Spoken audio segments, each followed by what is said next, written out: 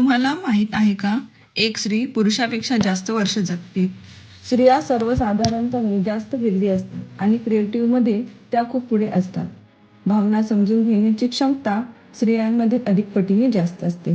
एकाच वेळी अनेक कामं सांभाळण्याची ताकद तीही स्त्रीमध्ये असते. वेदना सहन करण्याची क्षमता पुरुषांपेक्षा कितीतरी पटीने जास्त असते. तणाव कसा सोडवायचा, स्वतःला पण उभं कसं करायचं, हेही स्त्रीला खूप चांगलं माहीत असते. आणि अजून एक गोष्ट, समाजात स्त्रियांच्या गुन्ह्याचे प्रमाण पुरुषांपेक्षा तुलनेत कमी आहे. शिकण्याची गती, सहनशक्ती ही सुद्धा स्त्रियांमध्ये खूप जास्त आहे.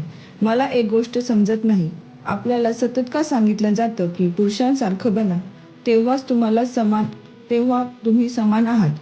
पण का? स्त्रियाला पुरुषासारखं बनायची गरजच काय?